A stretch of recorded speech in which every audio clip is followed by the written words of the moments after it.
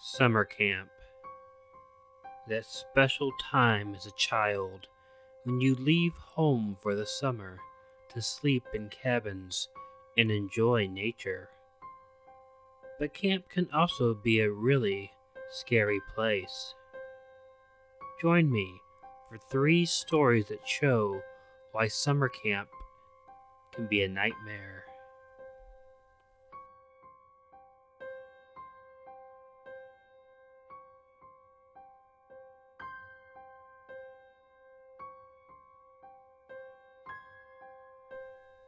Number 1. The cabin. I lived the summer camp cliché when I was a child. You've probably seen it in movies or television. A kid doesn't want to go to camp and whines and cries until his parents send him anyway. Once the kid gets there, he doesn't enjoy it at first, but eventually he gets caught up in the fun. And then, summer camp becomes such a part of his life that he doesn't want to go home when his parents come to get him. Honestly, most of that happened to me. However, when my parents came to get me, I was all too eager to go home. It's not that I didn't enjoy being at camp. I absolutely did. We made crafts, went on hikes, and even had an archery tournament. Although, if you've never shot a bow and arrow before, then you don't realize how hard it actually is. I got eliminated right away. But it didn't matter. I was enjoying myself. Hell, I was having so much fun that I even enjoyed the food. I think what really got me into enjoying the camp was the cabin I was staying in. There were about 10 boys in it. We all had 2 bunks. At night, we would play little games, mostly truth and dare sort of games. You get a bunch of 12 and 13-year-old boys in a cabin by themselves, and generally, the last thing any of them wants to do is sleep. Us boys would ask each other naughty questions, to which the other boys would answer with lies. We'd dare each other to do stupid things, like crawl across all the tops of the bunks without hitting the floor. One kid was even dared to hump a pillow, and in order not to lose any face, he did just that. It was a hot night one evening when we were playing around.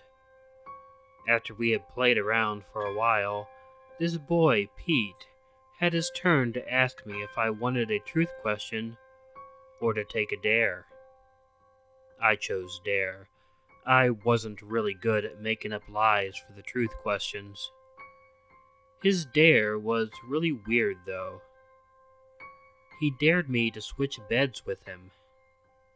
I had a top bunk in the middle of the cabin, and he had a bottom bunk off to the side. I figured he only dared me because he wanted to sleep on the top. I accepted the dare, in a way a bit relieved that he hadn't asked me to do anything more serious. When I took my things and got into that bed, I wondered why this kid had given up such a comfortable bed. I mentioned before that it was a really hot night, and we were in summer camp cabins, so we didn't have any AC or fans. The only way we could keep cool was by keeping the windows to the cabin open. The bed he traded me for was right by one of the windows, and was an ideal spot. I'm not sure how much longer we fooled around playing. I eventually fell asleep and can't even remember trying to. I was just dreaming before I knew it. I felt something grab me in my dream, and I recall being very confused at first. It was an uncomfortable enough feeling that it caused me to wake up. My head was hurting, and I quickly realized that someone had grabbed me by the hair and was trying to pull me out through the cabin window. I tried to look up and see who it was, but all I could see was a large shadow of someone pulling my hair very hard. I screamed and woke up the entire cabin. I screamed loud as this person was pulling my hair and my head towards the window like he was trying to pull me out of it. I was screaming and crying as this person was abusing me. The other kids in the cabin were of course awake, and when they realized what was happening, they must have ran out for some counselors. The counselors didn't get there fast enough for me. The man managed to get me halfway out of the window as I continued screaming, and then I caught sight of his face, and he was nasty looking, covered in boils, no teeth, and was scowling at me with his non-teeth clenched, like he was angry at me, which made no sense as he was attacking me. Finally, before he got me all the way through the window, two of the counselors, big, high school football playing kids, tackled the guy, and I got free. They then proceeded to beat the shit out of the guy as I pulled myself back into the window. The counselors beat that man to a pulp while the police were called, and they eventually took the guy away. When the counselors and the police were talking to us about what had happened, one of the counselors asked why I wasn't in my assigned bed. I explained to him about the Truth or Dare game and told him that Pete wanted to switch beds. When Pete was asked why he did this, he simply told the counselors, "I saw a scary man standing off in the trees. He was watching the cabin, and I didn't want to be in my bed where he could grab me, so he traded beds with me." Pete, you're a schmuck.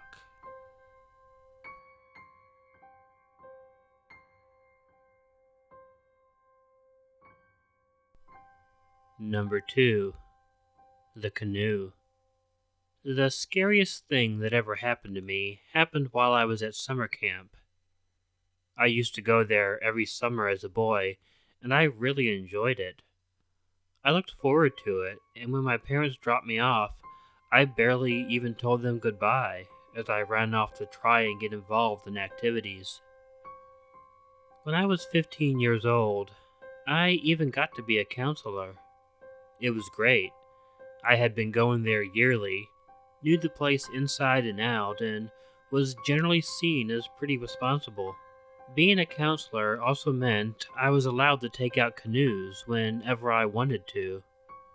I especially loved canoeing, so this was a pretty big thrill for me. Being a counselor was really much harder work than I thought it would be. A lot of the younger boys were really brats, and it was difficult trying to control so many kids. I had to break up fights, make sure kids were going to bed when they were supposed to, helping care for kids when they got hurt, making schedules. It was tough work. I hadn't realized that possibly I was like them when I was their age. I finally got a break one day when I asked to be left off the nature hike roster. I had been working so hard that the supervisors decided I needed some rest. I decided I was going to spend the day doing the only thing I could do that would get me completely away from any kids. I decided to take a canoe out. The camp that I worked in was by a nice and beautiful and long river that I enjoyed canoeing in. No sooner had I set out, making sure I had gone the opposite way of the nature hikes, than I already felt a sense of relief. The trees were beautiful on each side of the river. I got a good view of the many hills around the camp. The water was pretty calm that day too, so it was an easy-going experience. I was absolutely alone in a very empty area. It was pretty quiet for the most part. other than the buzzing sounds occasionally of what I assumed were cicadas, and the occasional cry of a loon. Loon cries are a bit unnerving if you've never heard one, but at least I knew they were loons since I was very familiar with the sound. However, the echo of the sound in the river valley made the loon's cry seem so much more eerie. When I had been rowing for a long time, though, I began hearing a noise, as if someone was chopping a tree or something. What I was hearing was an echo of what sounded like someone chopping wood. I was surprised when I heard it, but didn't worry. If I had wandered onto anyone's property, I just explained myself and turned around. My canoe began getting closer and closer to the noise. As I kept rowing, I eventually was able to hear the original sound and the echo. Someone was definitely chopping something. I became intrigued. Maybe someone was building something. It wasn't too long before I eventually was able to see some movement up ahead of me. There was someone in the woods on the left side of the forest doing something. I tried to make it out just by squinting, but then I realized that I had brought some binoculars with me. I took out my binoculars. Now, this was a bit of a pain because it's difficult to look through a pair of binoculars while moving in a canoe. It, in fact, gave me a little bit of motion sickness. However, I did eventually get a view of a man who was up on the hill, and he did appear to be chopping a log on the ground. I realized it was nothing important, but figured the man probably owned the area, and decided to go ahead and turn back around. However, before I put my binoculars down, I saw him swing the axe into the log, and then he moved away from the log he was chopping. I had to do a double take when I saw him move away, to make sure I was seeing what I thought I was seeing. It looked like a man was lying on the log, with the axe firmly implanted in his chest. I dropped the binoculars into the canoe, very afraid for my safety. The guy was pretty far away in the hill, but if I could see him through the trees with my binoculars, it was possible he could see me out in the open on the river. I was thankful for the calmness of the river as I frantically paddled my way back towards the camp. The return trip was a nightmare. The peaceful sounds I had heard on my way down the river were no longer peaceful. Every cry of a loon made my heart jump. Every sound of an animal moving in the trees made my heart race. I kept thinking it could be that man, and that he knew I saw what he was doing. And if he was willing to do that to whoever that man was, then he was willing to do it to me. It took me a few hours to get back to camp, but boy, was I relieved when I did. I told my supervisors what happened, but they dismissed me. They told me I probably misconstrued what was going on. I was looking through binoculars, on a canoe, through trees after all. Besides, it would be nearly impossible to find someone in those hills if something had been going on. A bit cavalier if you ask me, but I really had no choice but to accept what they told me. I did keep coming back to summer camp until I went off to college, but I never went off on my own again for anything. Number 3. Empty Camp. This story was originally submitted in Japanese by a friend on one of my Japanese horror sites. What follows is my own translation of the story. This is a weird story. It's weird because it happened in an abandoned summer camp in Fukushima, Japan. What's even weirder is that I didn't know it was an abandoned summer camp when I set out for it. I had been looking for Takakano Greenland Amusement Park, a really famous abandoned amusement park. I had become absolutely obsessed with it many years ago when I had run across some pictures of it online. I live in Iwaki, which is a coastal town in Fukushima. I had never been to the amusement park before and didn't know anybody else who had been, so I didn't really know where it was. Plus, there was a bit of a legend that it was impossible to find. If you enter the coordinates on Google Earth, you will not find anything. I have since learned that is because the park was demolished.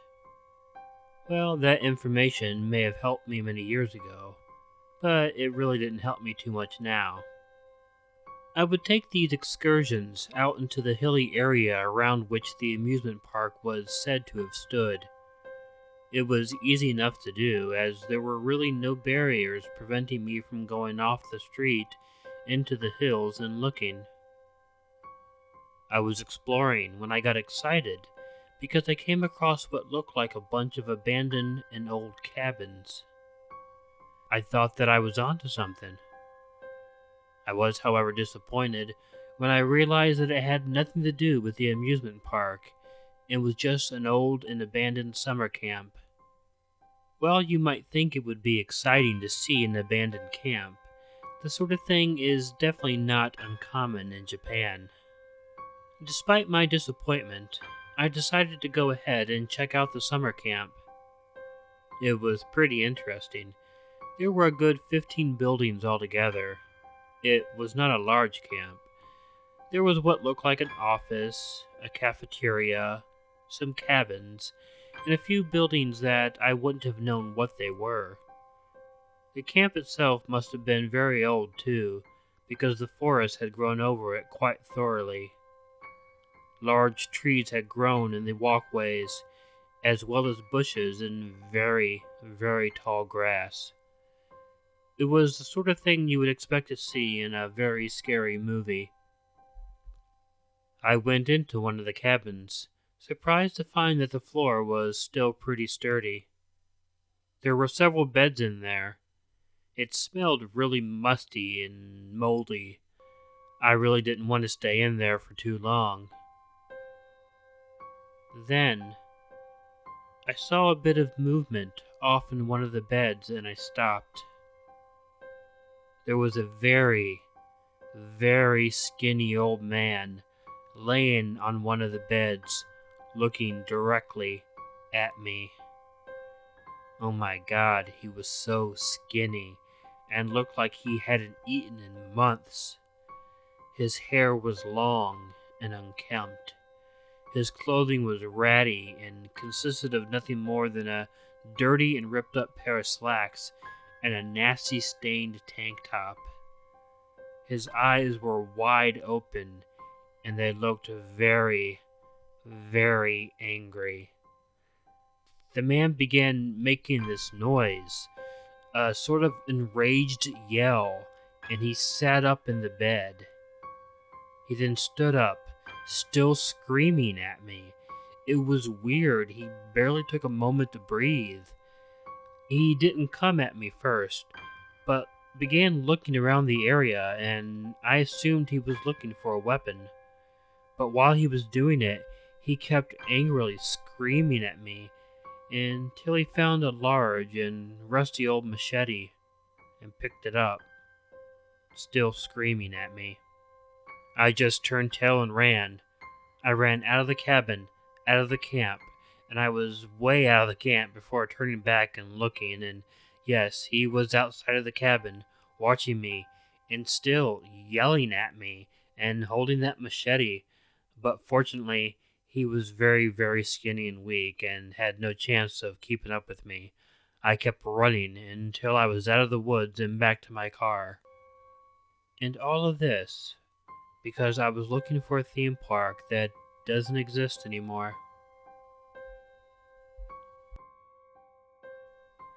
Hey y'all, Killer Orange Cat here. If you like this video, please let me know by hitting the like button. If you're not already subscribed to Killer Orange Cat, please hit the button next to my friend here to be informed of new content.